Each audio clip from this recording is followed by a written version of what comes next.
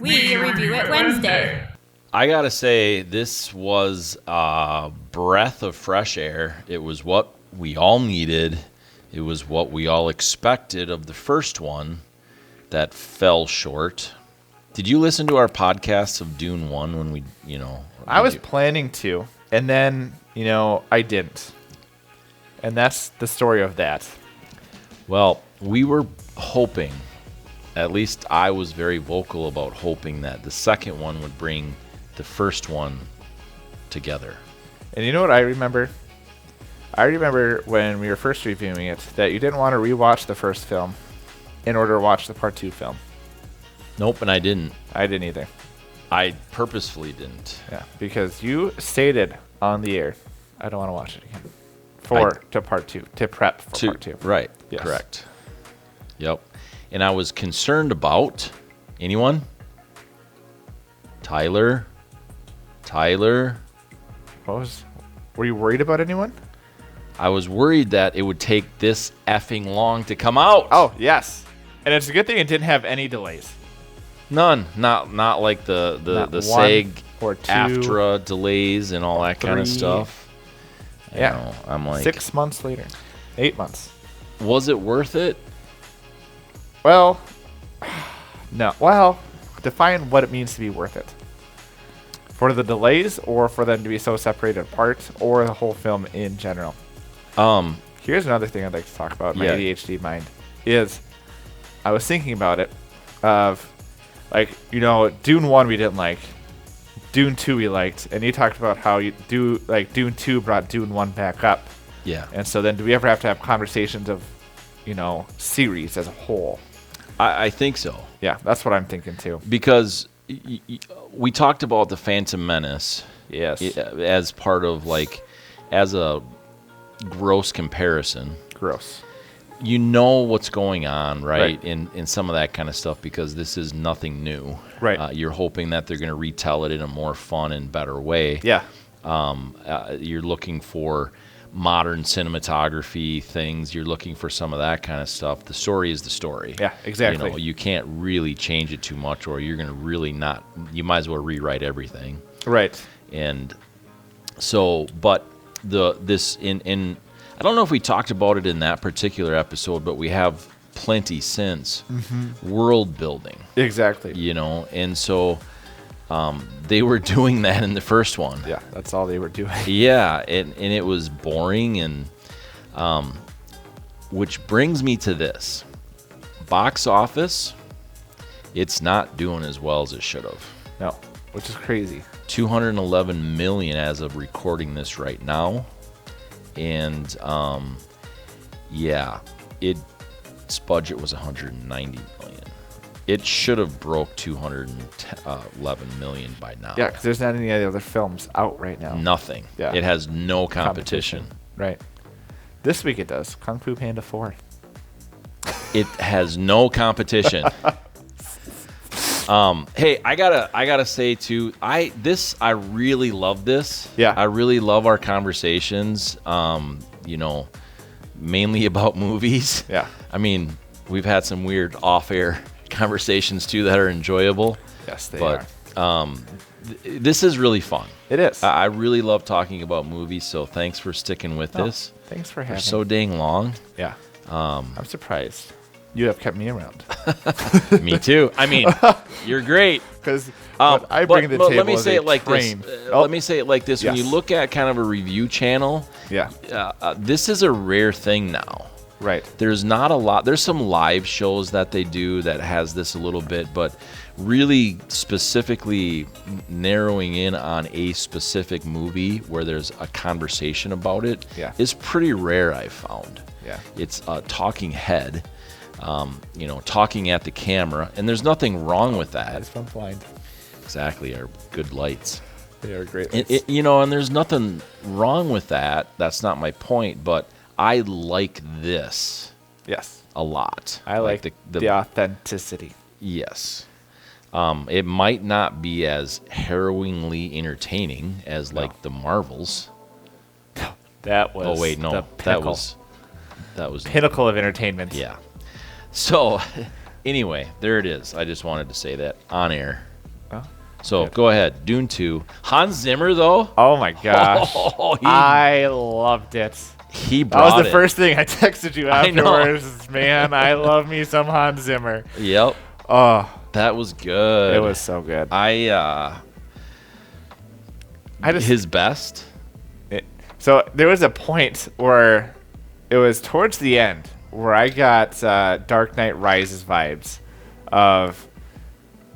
It sounded very similar, even with because the Dark Knight Rises, what they do is a lot of chanting, which is the difference from like the Dark Knight soundtrack. So the second one they do a lot of chanting because there's a lot of chanting in the Rises film, and then towards the end there was chanting. I was like, oh man, this is nice.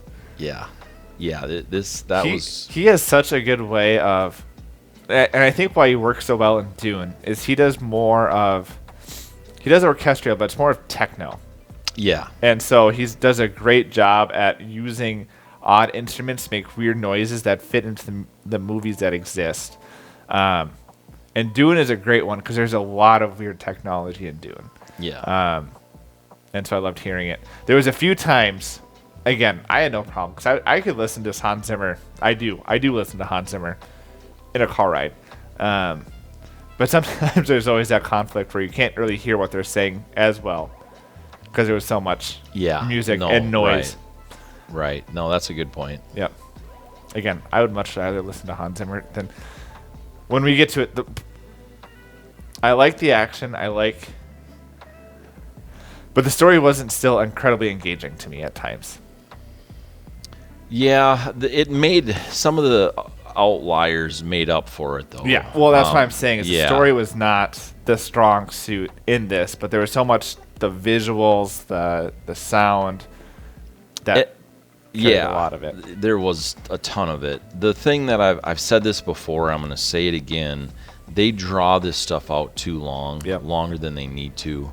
Mm-hmm. Part 1 and part 2 essentially could have been done in really one part. Yeah. Part 3, we'll see how that all goes. It'll be interesting because that's kind of some of the other ones, especially like there's a Dune series with William Hurt in it. Yeah. And I mentioned that before. And I haven't seen that in years and years and years, but... Is that the Children of Dune? No, that's a different one too. I've never seen that one. I haven't either. Yeah. But it's so basically at the end of part 2 here, it's sort of boring. Yeah. The story itself is sort of like it's wrapping everything up. Interesting. It's not high action and see, that's what I was trying to figure out is that it could go one of two ways when it comes to the narrative because. If we're getting to spoilers, this is where the spoilers probably start existing. Because does he get the authenticity to be the Emperor? And is that what it's panning out towards the end? I wish I honestly remembered how that story ends. Yeah. But I do remember that once you kind of get that big battle out of the way. Right. They're going to also battle the great houses or whatever, But they're already at the planet. But they're at the planet, and so I guess we'll see how they pull it, lengthen it. They're going to destroy the Death Star again. I know that much. Right, exactly. I know. It's one of those things. And so I think there's a lot of validity to what Part 3 will bring, but I don't know. How it plays out. Yeah, can it really be as stellar as 2? Part 2. And maybe what they do too, because isn't Dune a series? Like, isn't there a second and third book? I don't think so. Oh, really? I'm not sure. I'll look it up. But because I could think that they could just go straight into those other movies or other books if they exist. And if not, then we put on here that Tyler's an idiot, which is, again, we have a lot of videos proving that outside of Dune. We can put that flashing on the screen right now. Tyler's idiot alert. But now that it's going to be on the internet, anything on the internet is true. So therefore, I am right in the future. That's so science. There are books. It looks, well, let me see here. So Dune. Let me just.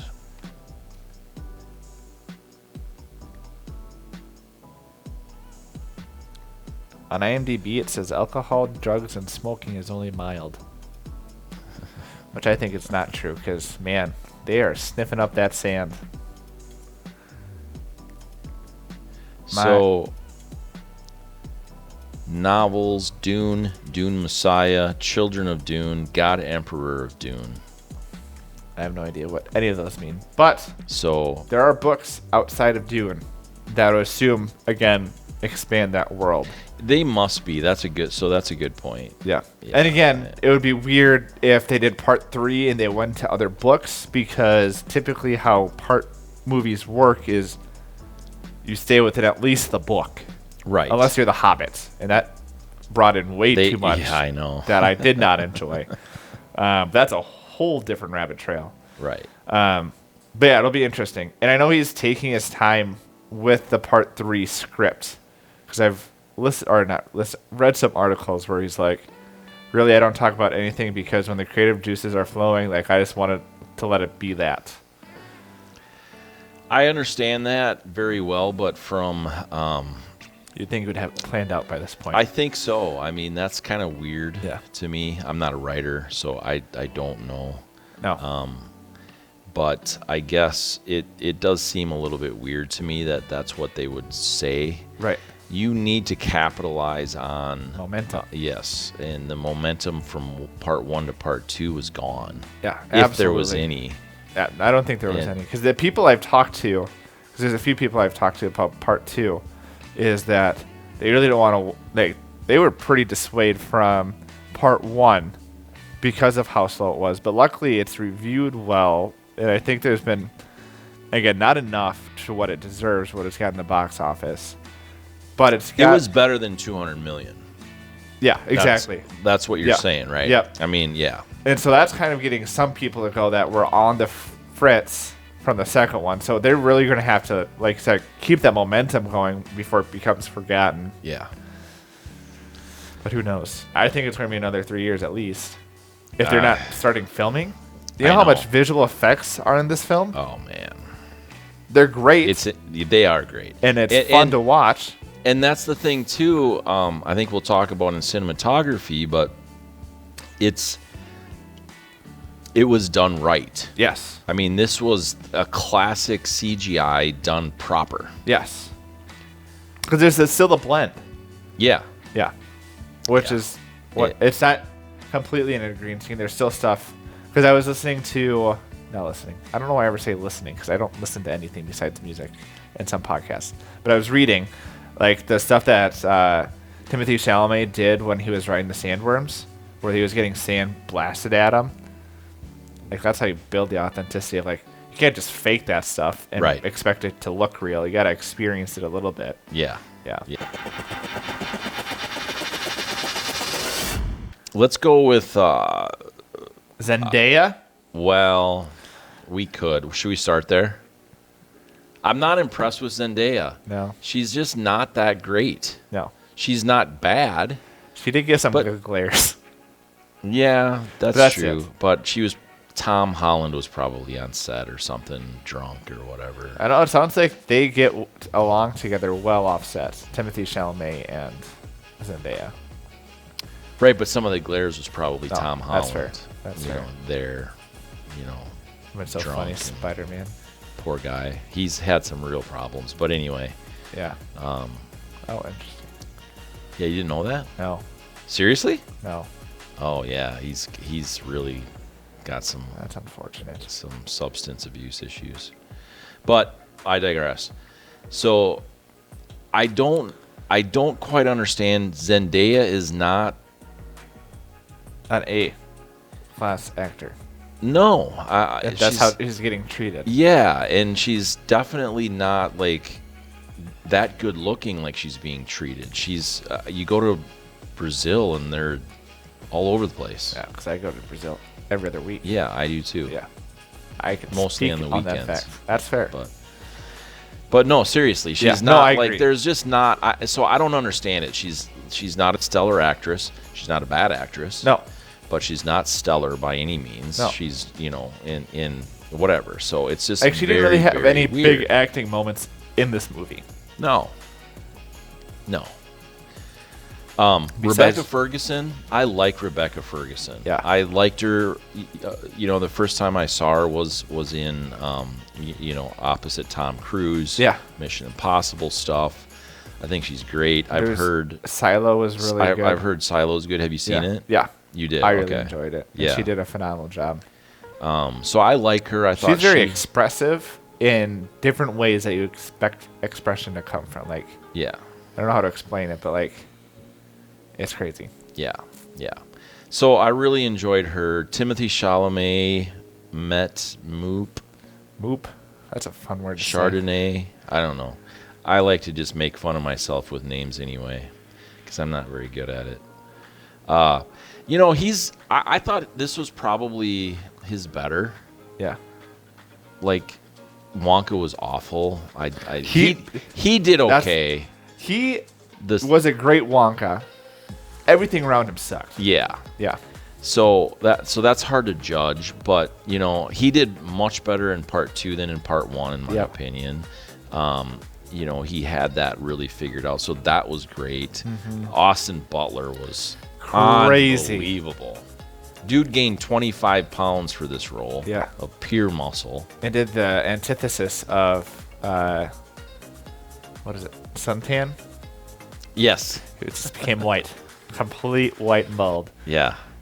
That's crazy. Yeah, that was crazy. So His voice sounded very much like Skarsgård. it did. I couldn't tell if like it was a weird lips like. No. Was that actually It's Austin Butler? Yeah. Okay. For sure. Sounds good. Yeah. There was times where I was having a hard time of like figuring out. But I think that's why they did that. Yeah. Because the relation. Yeah. So.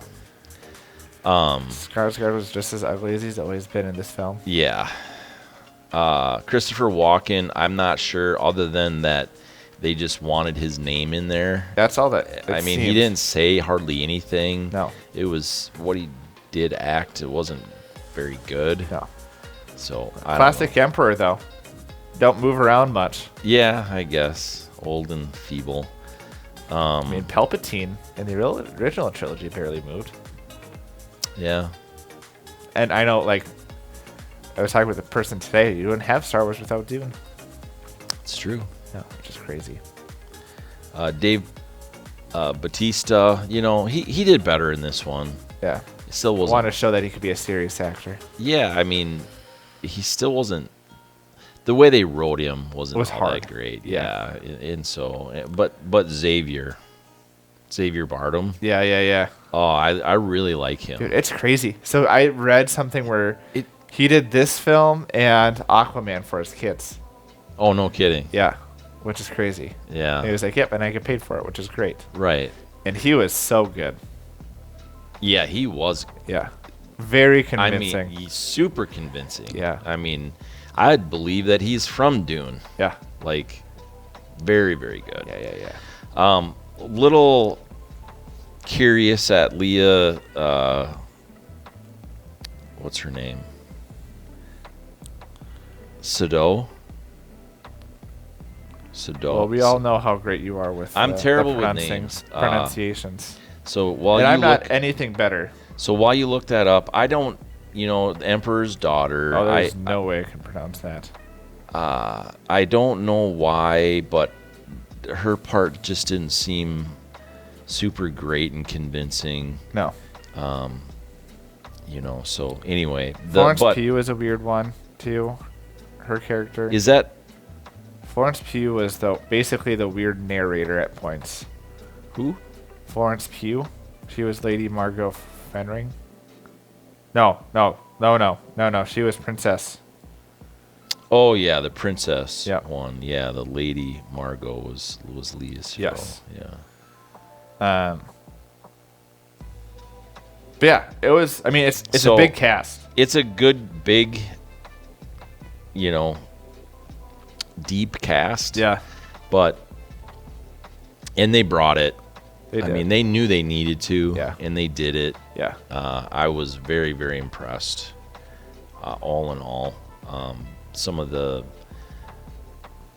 extras, so to speak, the smaller parts, I guess, were very good.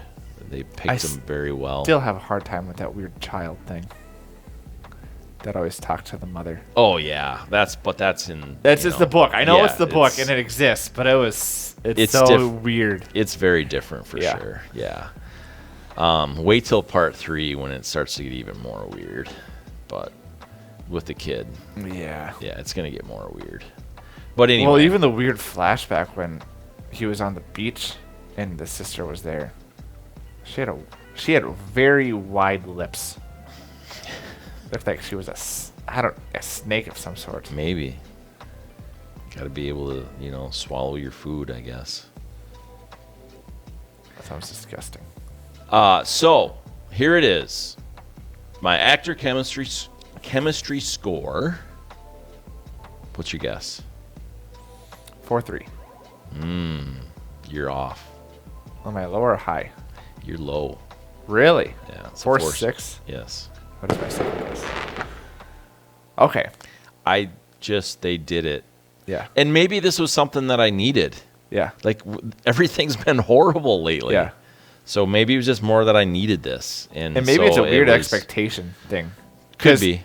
At least for me, I know that played an effect into it of, man, I was like, I'm happy it reviewed well because it gets me a little bit more excited. But I was like, gosh, after that first film, like, I know it could be like Harry Potter Part 1 to Part 2 as well, where the first one, I mean, it is exactly what it is, where the first one is this exposition and the second one picks up quite a bit. Yeah. But, again, I remember watching the weird 1980-70 version, and I'm like, I have no clue what's happening at any point of this film. To remember of like, oh yeah, the action picks up at some point. No, that's fair. That's fair. Yeah. So what's your score? I gave it a 4.4. Okay. I really enjoyed it. Thought it was a great cast. And the parts I didn't like might have just been more emotional of oh gosh, what's her name? Rebecca Ferguson did a great job, but I always have her character is so strange to me. And she played it really well, being strange, because I know that's what the character is. Yeah. But it was still throws Reverend me off Mother time. Jessica or whatever. Yeah, when they had to drink the weird blue water of life.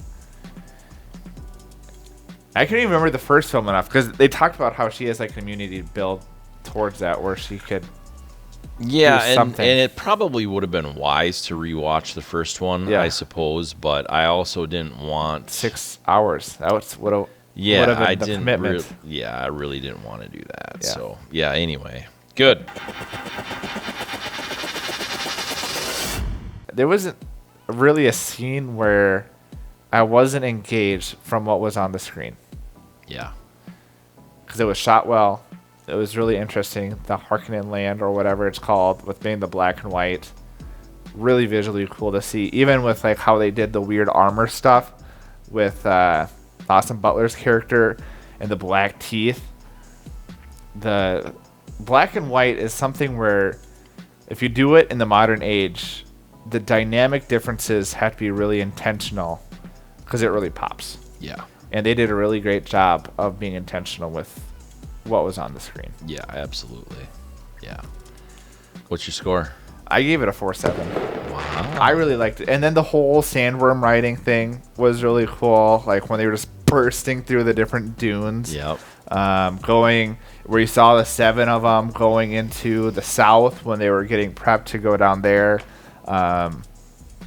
Watching the lasers shoot through the little sifters to get all the weird space sand stuff. When they were destroying that, the bazookas, the weird firefly, dragonfly helicopter things. Bazooka! Yeah. It was a lot cool. A lot of things. A 4.7 solid, man. Yeah. To me, I don't know what they would have done differently cinematography-wise. Right. So they did such a good... they had to use CGI. Yes. Right? So that's fine. Yeah. Not a problem. But they balanced it with the real world look and stuff. So it became a tool rather than the project. The project. Like it was a tool to get the project done rather than the actual project itself. Like, exactly. The actors are tools. Yes. And they love being referred to as tools. But you know, I do. I really enjoyed that. Mm-hmm. I mean, this is such a good balance in comparison to some of the other ones. Yeah. It's literally laughable. It is. On the other ones. The one thing that I thought was kind of entertaining was, you know, when they were under the sand and they had the little and I was thinking, that's not covert ops. You don't see any of these little black things coming out of the sand anywhere else. And they would have done some sort of surveillance. Right, exactly. I thought the same thing. Yeah. That was the only thing to me. But that, again, wasn't cinematography. That's just how they decided to tell the story. I'm like, all right. Yeah. Yeah. So I actually tied you. Oh, really? 7. Yeah. It was good. It was really We're on good. the same page again.